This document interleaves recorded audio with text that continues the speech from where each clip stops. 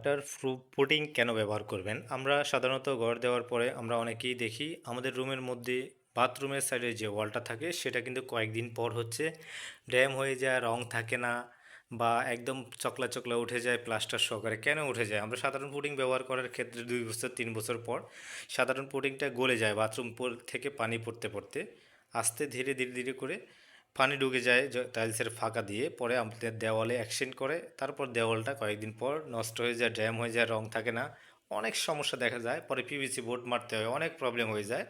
এটার সমাধান নিয়ে আমরা নিয়ে আসছি এফক্সি পুটিংটা, যেটা হচ্ছে ওয়াটারপ্রুফ। আপনার দেওয়াল ভালো থাকবে 30 বছর পর্যন্ত, টাইলসের ফাঁকা দিয়ে পানি ঢুকবে না, পুটিংটাও নষ্ট হবে না। অর্ডার করার জন্য আমাদের হোয়াটসঅ্যাপে মেসেজ করুন। আমাদের হোয়াটসঅ্যাপ নাম্বার 0187028459 এই নাম্বারে হোয়াটসঅ্যাপ রয়েছে। সারা বাংলাদেশে ডেলিভারি রয়েছে আমাদের। ওয়াটার প্রুফ পুডিং কেন ব্যবহার করবেন?